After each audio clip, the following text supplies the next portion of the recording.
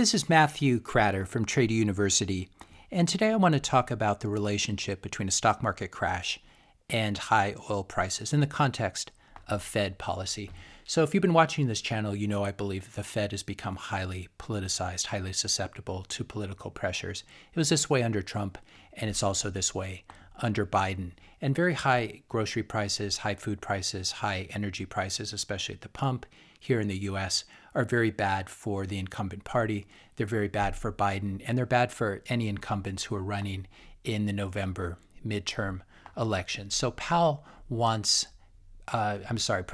wants Jerome Powell, who's the head of the Federal Reserve, to bring down gas prices. For my European or UK listeners, this is obviously what we're talking about, petrol, which is called gasoline here in the US. Now, there are two ways to bring down crude oil and gas prices. You can either increase the supply, you can pump more, you can crack more crude and make more gasoline if you have the crude available. The other way, and this is just basic supply and demand economics, you can decrease demand. Now, I'm sure he wishes he could do it, but obviously the Fed and Powell cannot print more crude oil. They can't print more gasoline. They can't print more natural gas. But what they can do is number two, they can decrease demand. And this is very easy to do. You just raise interest rates, you jawbone interest rates higher, you shrink the Fed's balance sheet, you stop printing so much money and buying U.S. Treasuries. And in the process, you end up tanking the stock market and the housing market. This is what we call financial tightening. And what this ends up doing is it hurts the job market. People travel less, people buy less, they feel less wealthy, so they buy less. That's the whole wealth effect of housing and stocks. And the end result is they end up consuming less energy.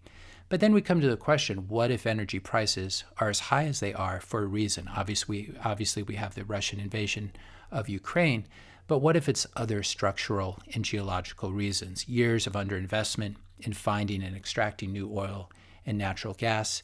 And this includes taking energy policy advice from a Swedish high school student in order to virtue signal and feel good about yourself. Either way, oil-producing countries seem to be either unable or unwilling to produce more oil. Even OPEC itself has been missing their own production targets, whether this is for geological reasons or political reasons. It's a little hard to tell. Biden asked Brazil's Petrobras if it could pump some more oil. Brazil told the U.S. no, either for geological or political reasons.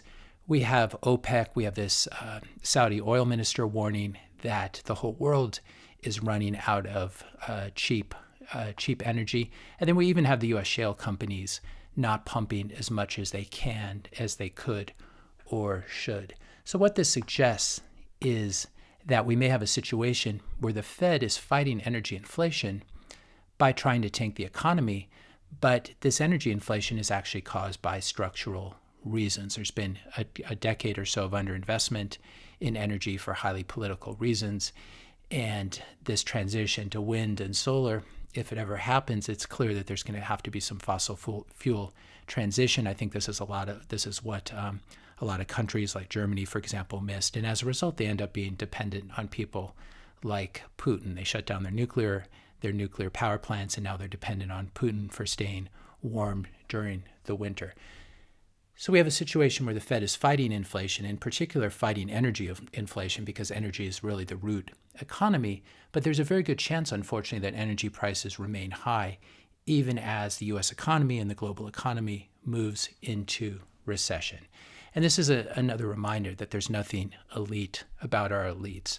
Unfortunately, it's the best bootlickers and the best toadies who seem to get the appointments and the promotions. You have people like Powell who couldn't even figure out that inflation was here to stay and had to keep backpedaling. You have people like Yellen who in 2018, or was it 2017, 2018, said that she expected no new financial crisis in our lifetime. Yet for some reason, this was when Janet Yellen was the head of the Fed, for some reason she was reappointed Treasury Secretary. So we have these elites who are not very elite. We have a Fed that says they're just going to keep hiking until they kill inflation. Unfortunately, to kill inflation, especially energy inflation, they may need to completely destroy the U.S. stock market and destroy the housing market, which would also not be very good for incumbents in the midterm election. So they're really between a rock and a hard place. And I think the final irony, of course, is that when the Fed raises interest rates, This means higher financing costs for new oil and gas projects. Fewer or more expensive oil projects means less oil supply. Less oil supply means higher prices going forward. So if the Fed stays hawkish, it could hurt future oil supply and thus, ironically, keep oil prices high.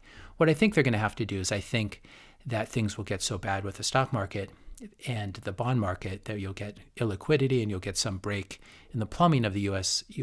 Financial system that the Fed will need to reverse course and start printing.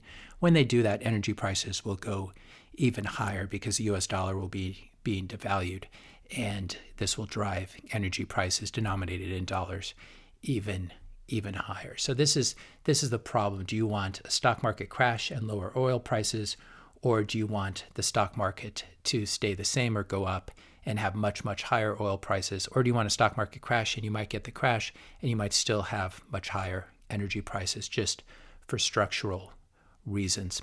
I wanted to wish all of you a happy Memorial Day weekend. And if you served in the military or know someone in your family who served, I want to thank you all for your sacrifices. I hope you have a wonderful rest of your Memorial Day holiday. I've been on the road. I missed yesterday, and we'll see how the internet situation is in various places. So my posting may be a bit intermittent, but I'm going to still try to make a video every day if the internet allows. If you found this video helpful, be sure to hit the subscribe and like button. Hit the notification bell if you want to be notified when I publish my next video. And let me know your questions and comments in the comment section below. Thanks a lot for watching, and I'll see you in the next video.